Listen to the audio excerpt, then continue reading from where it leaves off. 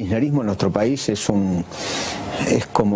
la peor pandemia política que ha tenido nuestro país. La peor pandemia política, una pandemia que ya dura 20 años, ¿no? Yo digo que el germen originario, o sea, la cepa originaria, es como el COVID, ¿no? El populismo, las dictaduras de izquierda, son como el COVID. Arrancó en Rusia, después llegó y se transformó en Cuba, y en Cuba después la bacteria fue mutando, ¿no? En Venezuela, Nicaragua, Bolivia, Argentina con el kirchnerismo, ¿no es cierto? Fue mutando, ¿no? Así como tuvimos la Omicron. Alguien que era muy afecto a hacer estas comparaciones biologicistas era Ramón Camps, el tenebroso jefe de la policía bonaerense en la época de la dictadura cívico-militar. Y quiero decir cívico-militar porque, a mi modo de ver, la dictadura ha tenido más que ver con los civiles que con los militares. ¿Por qué digo esto? Cuando uno repasa cómo se formó el gobierno de Videla, por ejemplo, hay representantes de empresas multinacionales en su gabinete, hay representantes del Fondo Monetario Internacional, hay representantes de sectores de la cultura que creían que la izquierda estaba presente y estaba corrompiendo la sociedad, estaba presente en todos los estamentos y corrompiendo la sociedad. La verdad es que eran gobiernos donde había más civiles que militares. Esto que estoy diciendo a algunos le parecerá raro, pero no. La coartada de acusar solamente a los militares tiene que ver con una cuestión indudable, ¿no? Y es que el manejo del crimen, de la parte criminal de la dictadura, es decir, el genocidio, quedó a manos de las fuerzas militares y de las fuerzas de seguridad.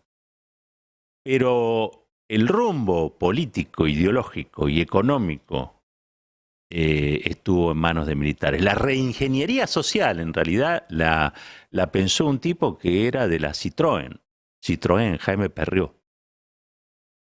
¿Ah? No lo pensó un militar atormentado. No, los militares fueron instrumentos odiosos, porque mancharon el uniforme de San Martín y Belgrano de la sangre de sus propios hermanos y hermanas. Con eso ya tienen para varias generaciones de culpa, porque ese ejército es un ejército libertador y no un ejército opresor.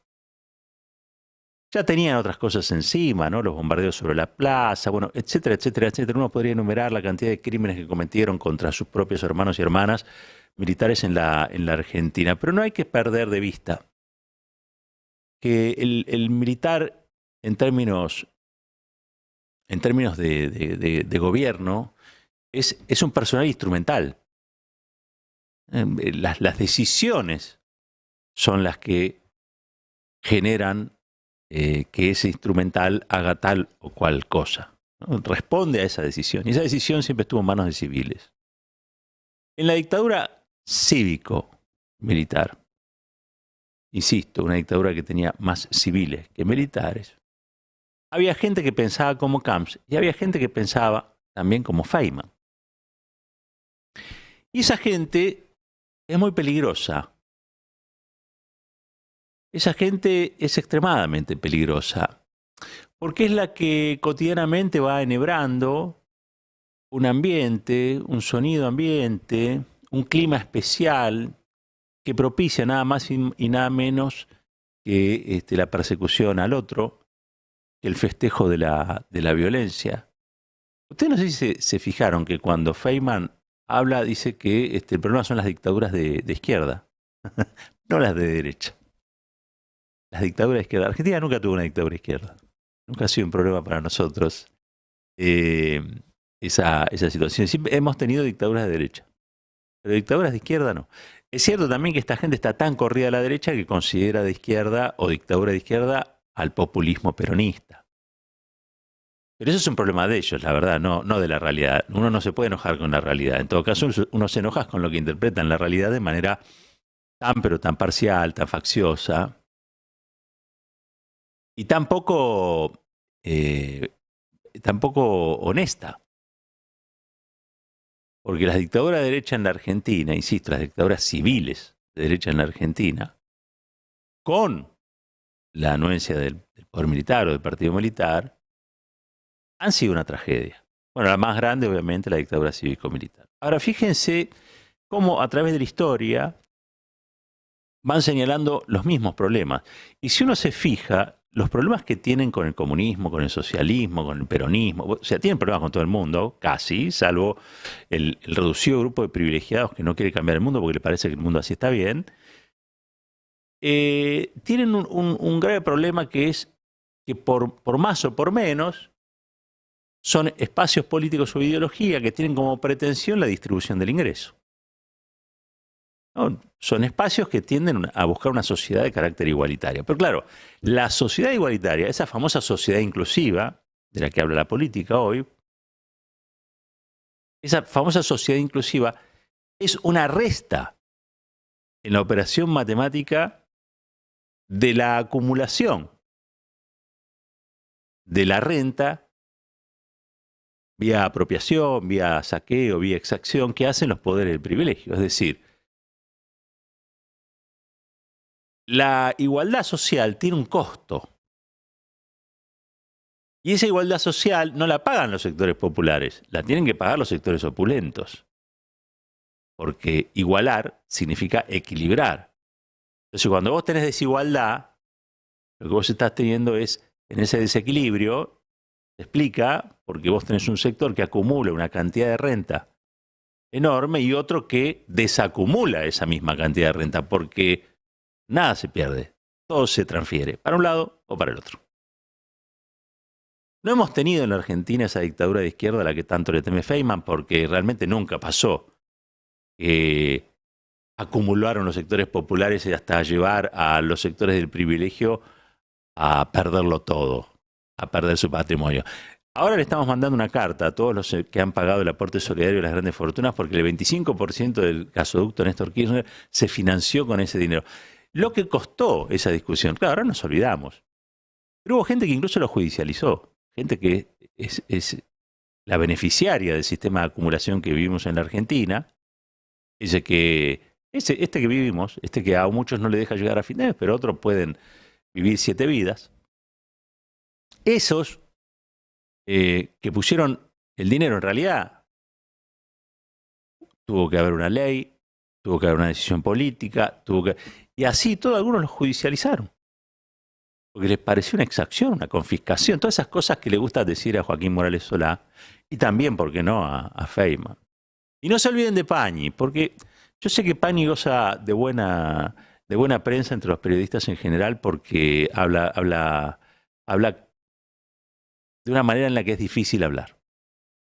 Es decir, con corrección. Dice las peores barbaridades, pero lo dice con un estado de corrección, una narración que no altera. Pero claro, cuando vos lo lees, ahí la cosa cambia.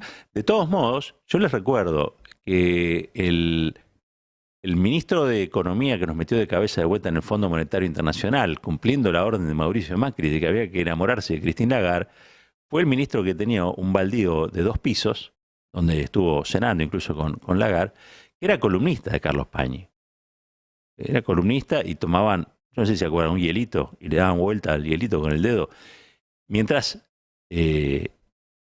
ofrecían a su público una versión de lo que la Argentina necesitaba en materia económica, cosa que después con el gobierno de Mauricio Macri pudieron ejecutar. Todo lo que piensa Pañi en materia económica lo ejecutó el gobierno de Mauricio Macri. ¿Por qué?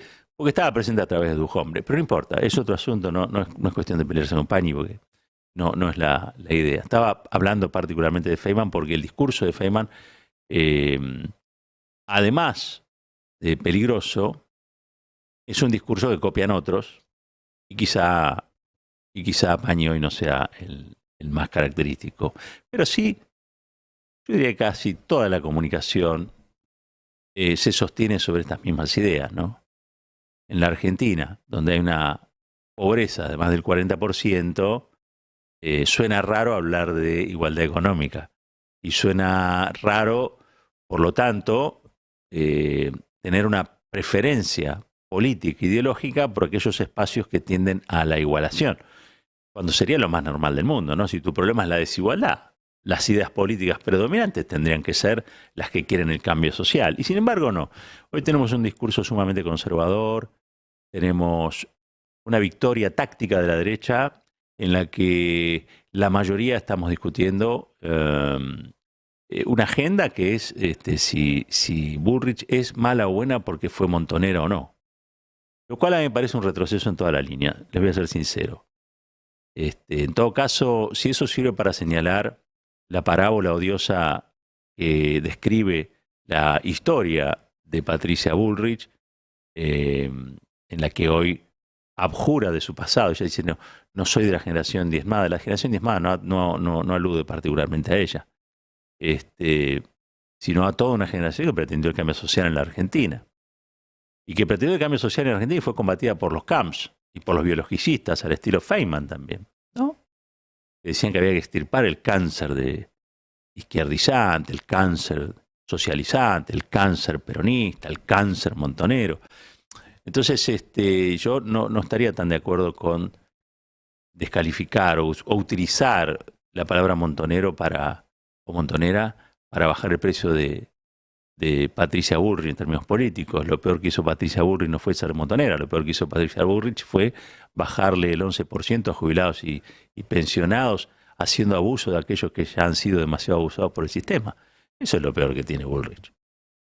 Su pasado montonera, la verdad, no está en juicio. En la Argentina, los que están en juicio por lesa humanidad son aquellos que utilizaron el poder del Estado, el poder militar del Estado, el poder disuasivo del Estado para cometer crímenes contra su propio pueblo, manchando el uniforme de San Martín y Belgrano de sangre de sus hermanos y de sus hermanas.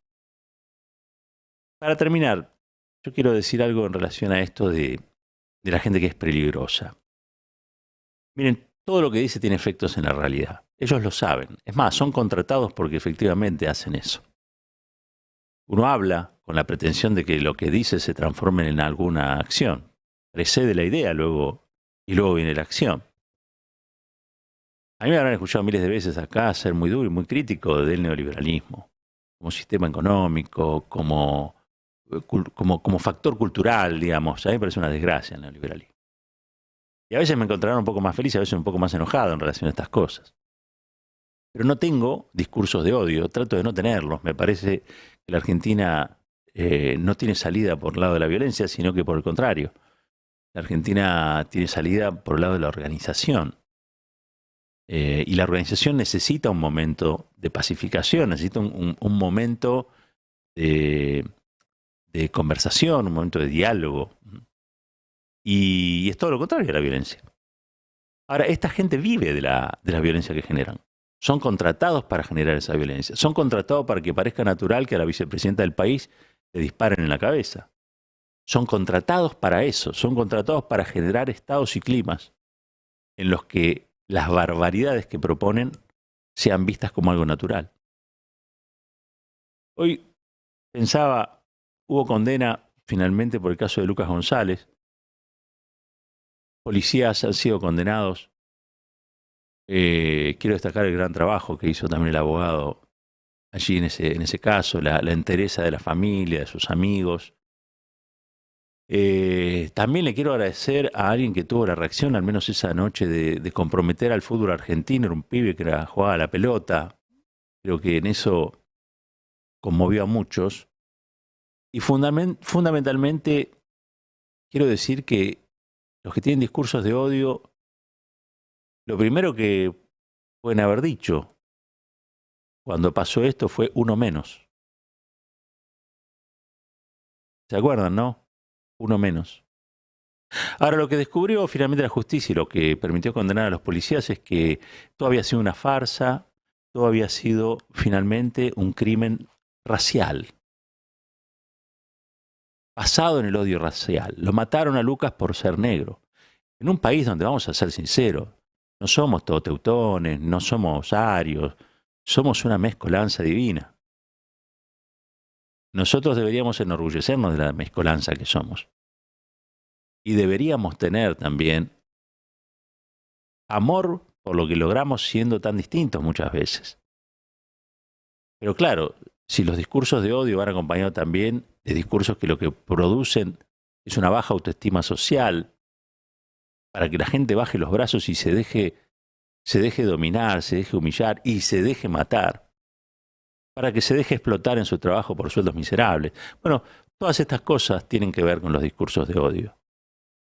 ¿Se acuerdan, no? Uno menos. Bueno, ese uno menos podría haber sido el hijo o la hija de cualquiera. El día que pensemos así, habremos dado un paso enorme en mejorar nuestra sociedad. Hay gente que es peligrosa. Y es peligrosa lo que dice, no ella en particular. Es peligrosa por lo que dice en el sentido de que produce odio y violencia. Podrían, si se quiere, tener un lugar porque el odio y la violencia existen en todas las sociedades y en todos los momentos del mundo. Lo que una cuestión es que tengan tanta predominancia. Hace falta más discursos por la justicia, más discursos por la igualdad, por la paz, por la libertad, por la solidaridad, por valores que son los que construyen la comunidad. Hay muchos y muchas que del odio y la violencia estamos ya cansados porque hemos sido y somos y tenemos miedo de ser víctimas de ese odio y esa violencia. Porque si le pasó a Cristina, le puede pasar a cualquiera. Yo quiero terminar esto con un breve videito que sacamos del programa Duro de Domar ayer. Habló Cintia García. Y Cintia García contó algo que le pasó a ella durante el macrismo. Yo lo tengo muy presente, lo que le pasó, pero hay mucha gente que se olvidó. Hay mucha gente que se olvidó de estas cosas. ¿Tenemos el testimonio de Cintia? Vamos a escucharlo. A mí no me gusta victimizarme, o sea, y nunca lo hice, pero sí me parece que hay cosas que a veces aportan y arrojan luz. Sí. Yo les tengo miedo, o sea, de verdad les tengo miedo. Porque como muchos, como los compañeros y colegas, más de 3.000 periodistas estigmatizados y despedidos por el macrismo, nos persiguieron. Y como en este canal. Yo una vez entré a mi casa en agosto del 2016 y tenía el departamento derrumbado, pero derrumbado.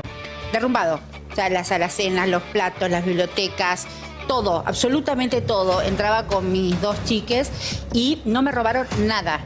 No me robaron nada, solo las cosas de trabajo.